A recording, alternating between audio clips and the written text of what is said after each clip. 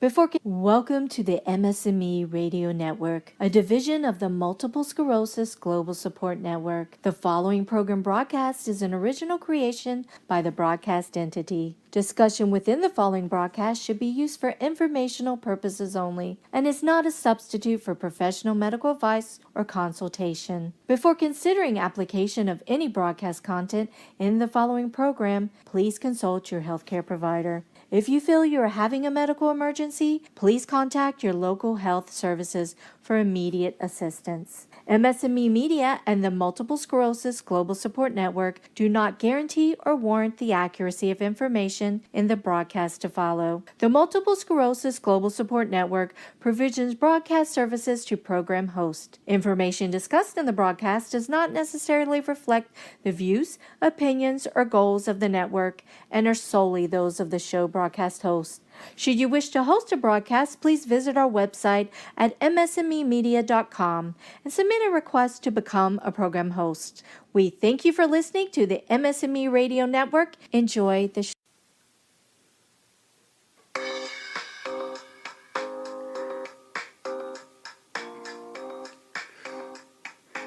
Hello, this is Dan Digman. And this is Jennifer Digman, Dan's wife. I'm sorry, that's my lovely wife, Jennifer. Why, thank you. Welcome to another episode of A Couple Takes on MS. This is episode number 14 for us, and we appreciate Blue Giraffe Kid for putting together the theme music for our show, as well as MS&Me Radio Network for having us on board. If you're just tuning in, welcome to us, and we appreciate, hope you had a chance to check out MS Journey before us with Anisha Hankins. That's right. Yeah. Yes. And I shouldn't put all this pressure on you, Dan, because, well, actually, maybe I should because I'm a little still tired. Why do you do this to me? Well, I do this because I'm your wife, and that's part of the joy of marriage. That's yes. But anywho, I was a little talked out because I had the most incredible opportunity. Maybe 2 days ago, I was able to speak with some Doctor of Physical Therapy students here at Central Michigan University. Dan and I are lucky that we live close to a college campus, and we have been invited to speak to the PT students several years now, and that outreach is what we would like to talk to you about today.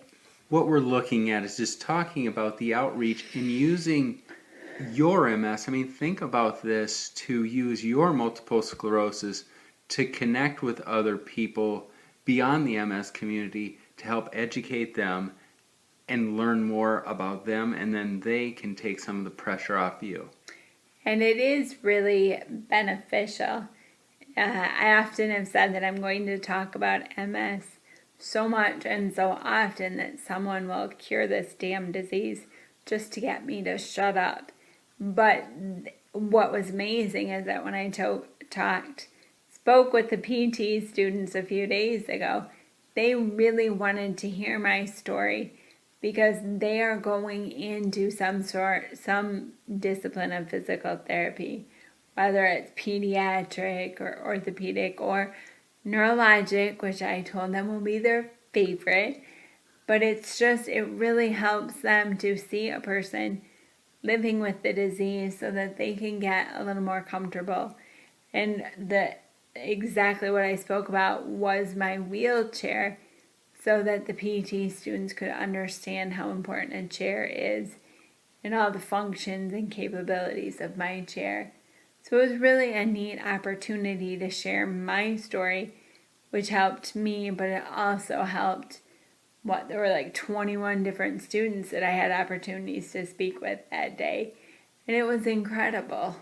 Well, and I guess the question is, because we actually will go and speak together to the PT students in a couple weeks, and we've done that for probably the last 5-7 years. How was that conversation that you had? Because you actually talked to individual groups. You said like 21 students, but you had like 4 shifts. Groups at a time. Yeah, it was really interesting. A lot of people can see a wheelchair and they know what it is, But when someone is really looking at the chair, you can see the tilt and space function of my chair to help relieve pressure, or the seat elevator that makes me a little taller to make transfers for my caregivers a little easier. And just that the students asked several times, if and when you get another chair, what features would you like? So that got me thinking, because eventually Grape Ape, who is my big purple chair right now, will not will not keep going on forever. And so someday, if and when I get a new chair, I would like certain features. And to talk about it with the students really solidified what I would be asking for or looking for. But Dan, you haven't been shy with sharing your story. Why do you do it? Well, I think that to connect with other people, there's a lot of educating, and I think those of us with MS, everybody out there in online radio land can attest to us. It's like people without multiple sclerosis don't really understand. I think, look at we internally, a lot of times I don't understand the disease, and I've had it for 20 years or almost 20 years. Yeah, I was gonna say, don't push get that. yeah, no, not yet. You own that one. Well, if you want to be owning something, sure. It's all yours, my love. Thank you, I appreciate that. But it's like to educate other people, because we always say, oh, they just don't understand. To be out there in the community, or to be a voice to educate other people, because I think not only is it a matter, like when we go and talk to the PT students, they're going to care, they're our future physicians, our future therapists, that they would understand and know more about the disease. And that's what's interesting, because to say educate or explain things, I mean, for heaven's sakes, these are potential doctors who are going to be 100 million times smarter, book smarter than, sometimes I feel like. But they can read about multiple sclerosis, and they benefit from hearing my firsthand account of it. And that makes me feel really like an expert. And I giggle a little that I just live with a chronic illness. But by sharing my story, it's going to make their livelihood and their future course that much better, because they will understand this complex, mysterious, frustrating disease, and they will understand all the little components that we can share with them. I think that you make a good point. We always make good points. Why, thank you. But think about this. All of us, think of the education, the book, you say book smart, that these students who will be doctors of physical therapy, think of how much reading you have done on multiple sclerosis, and everybody out there when you were first diagnosed, and the reading, the research, and everything that you did. Are we not, I don't want to say we're doctors of multiple sclerosis, however, we're experts. Yeah. Not only with the book smarts, with the reading, with the research that we've done, we have the first-hand experience and perspectives that nobody else has. So in many ways, we'd say not necessarily, I mean, obviously, yeah, there's times where you feel like a victim of MS, but I feel like I'm an expert of MS. And you make a very good point, babe, that it is, sometimes you do feel like, quote unquote, a victim because of your multiple sclerosis, but it's so empowering. I mean, I've sat in front of, 7 students at a time that were really, and I'm not trying to be full of myself, but they were really engaged and wanted to hear what I had to say. So how awesome is that? I'm not a teacher by trade, and I'm not certainly a PhD or a doctor, but I had something that those students could benefit and learn from, and that really, for as stinky as this disease can be sometimes, feeling like an expert, and I had something valuable to share, was really kind of made me feel that much sit up straighter and powerful. I thought that was really good. And when you think about, you may not have, we are lucky enough to have CMU a few miles away, and you may not have a college that close, but there are other places where you can go and you can have that outreach about your multiple sclerosis, and people will benefit from it. I know this is silly, but if I go get my hair cut or get a manicure or something, when I share my story of life with multiple sclerosis, either of the women that take care of those services for me, they're really interested and they benefit from what I'm sharing. Well, and it's the ripple effect because of, the person who cuts your hair or does your nails and everything. They're connected with so many other people then that it's like the butterfly effect. Yes. You do this and it kind of, then all of a sudden they have friends or they have clients, patients, customers, whoever.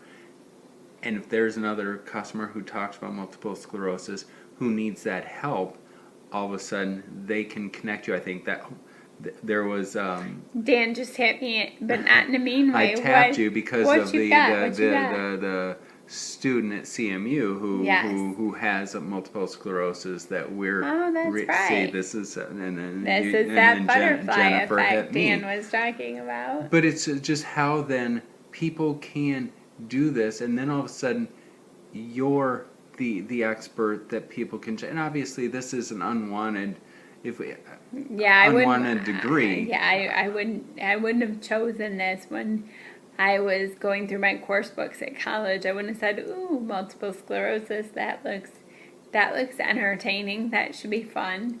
But now that I've been dealt that hand, I want to make the best of it. Well, I think that's the empowerment where you can take it and own it. Where the saying that I have MS doesn't have me. That's right.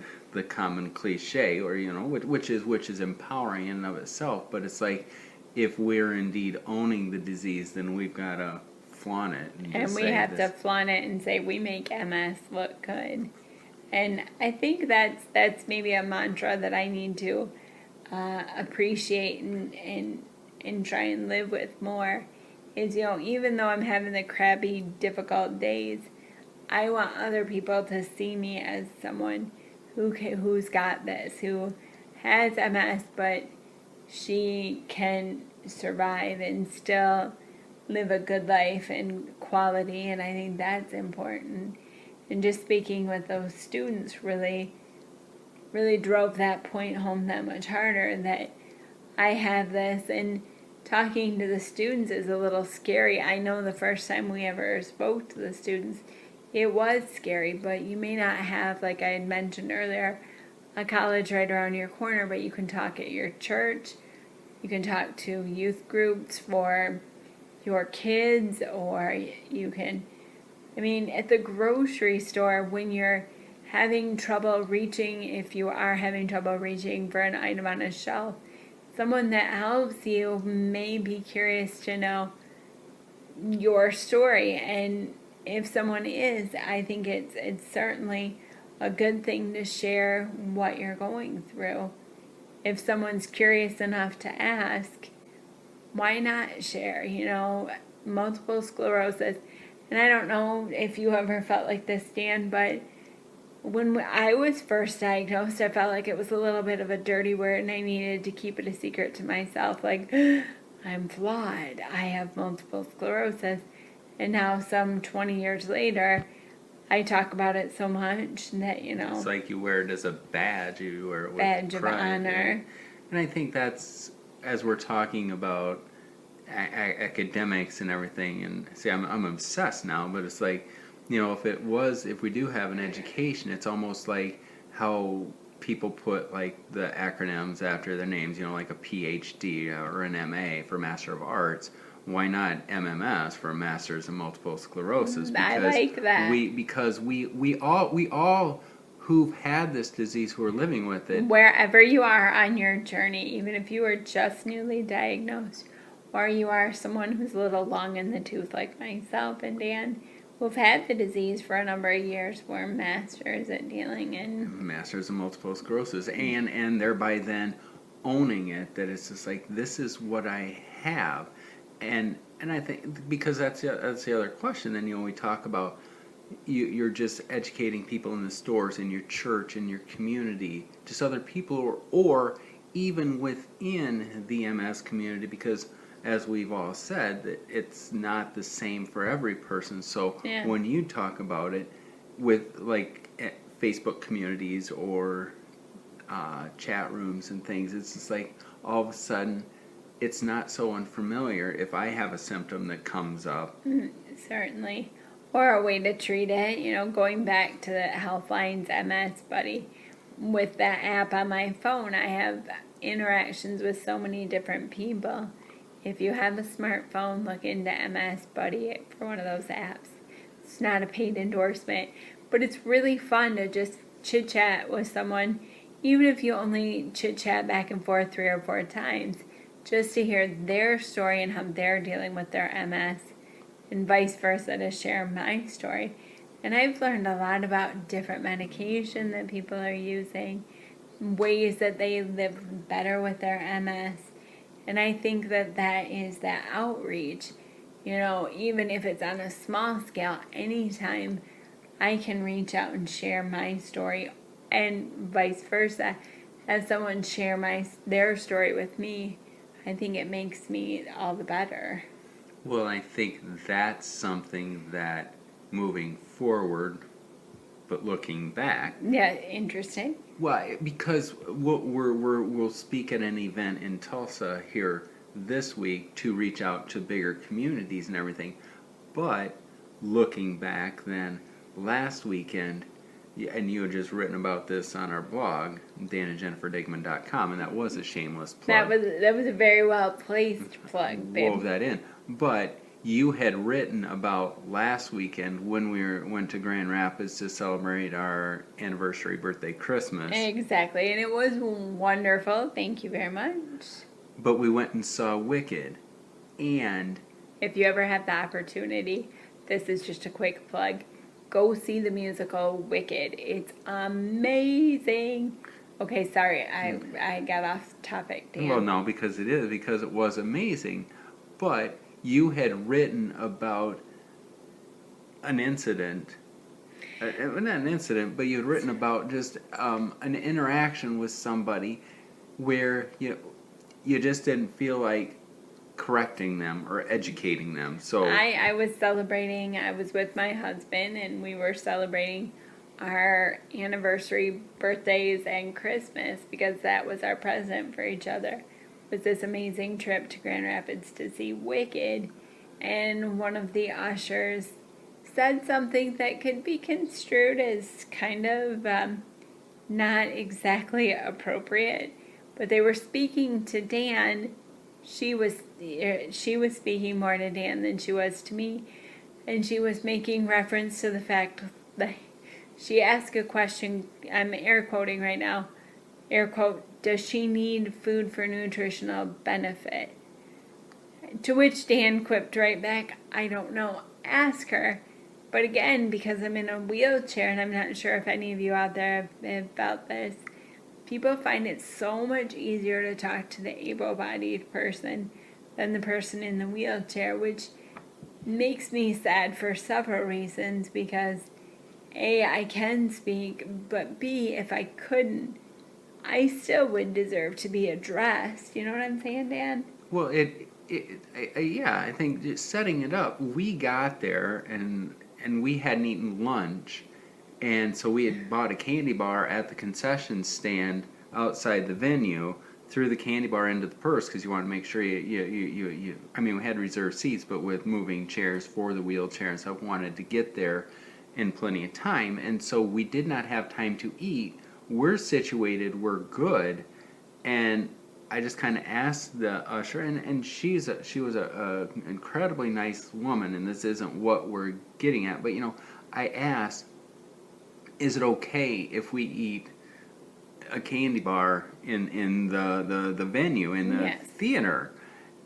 because I know how they're so persnickety that way. And wrappers make a lot of noise, and heaven forbid you get chocolate on nice seeds, or you just don't want to mess up a really nice establishment like the theater where we were seeing Wicked. And we had about probably 30 minutes before showtime. We were so hungry we would have inhaled said Snicker bar. But so we're just like, is it okay to eat in here?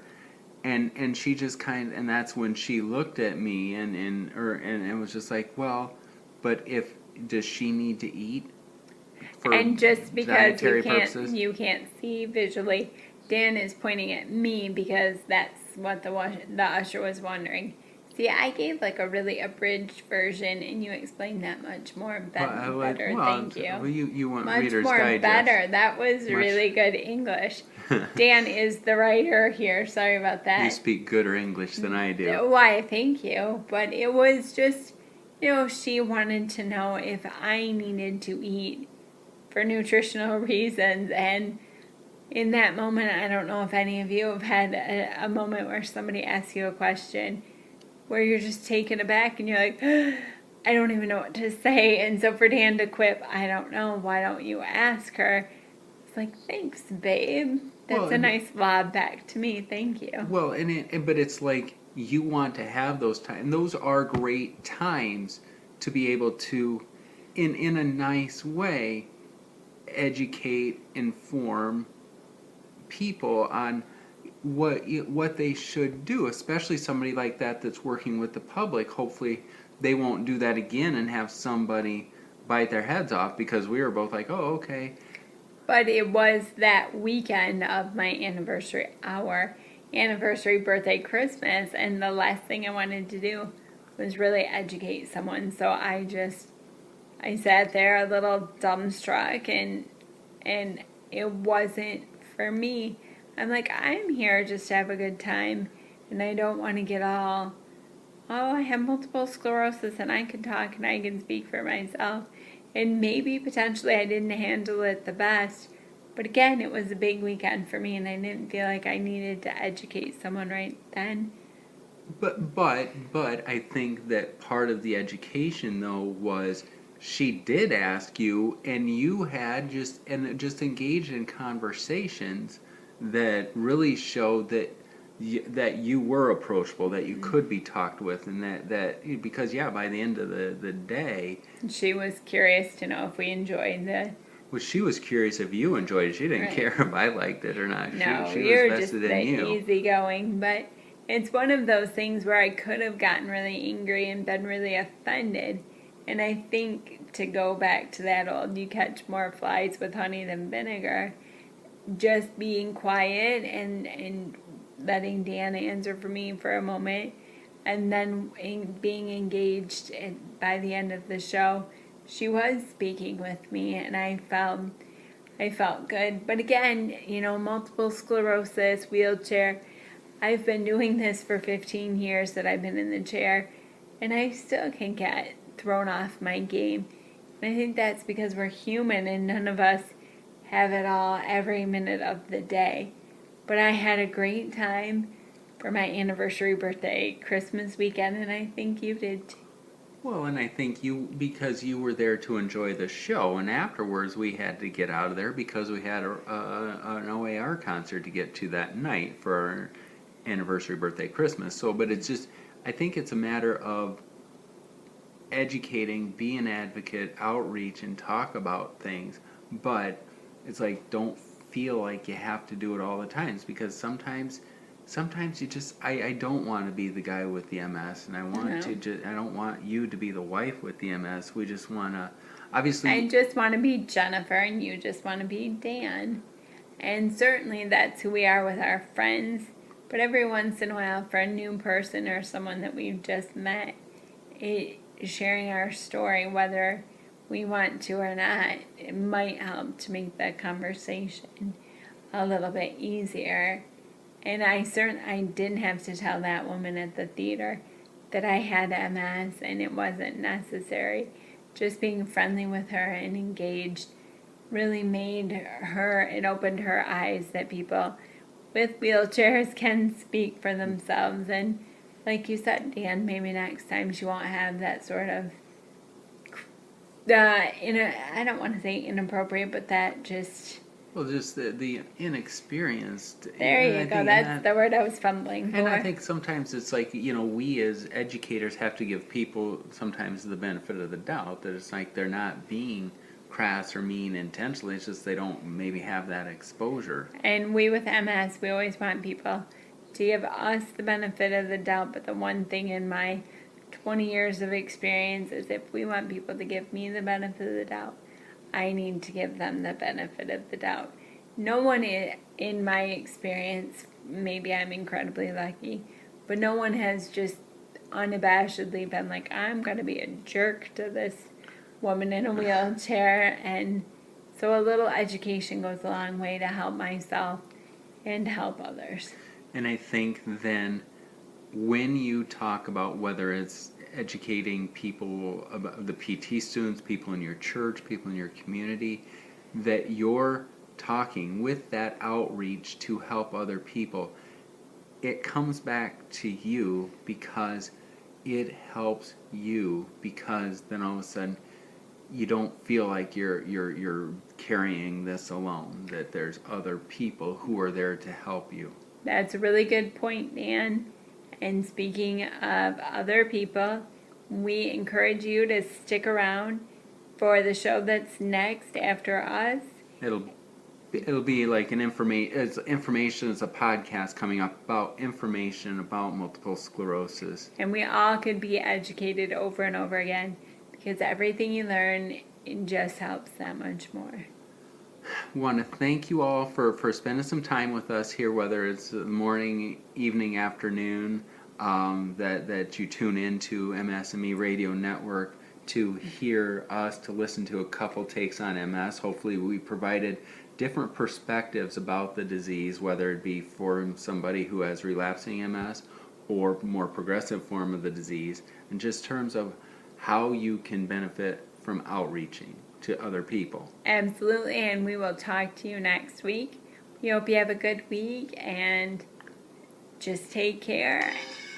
And in the meantime, you can connect with us online at danandjenniferdigman.com or on Twitter at dangendig. We look forward to connecting with you again. Take care.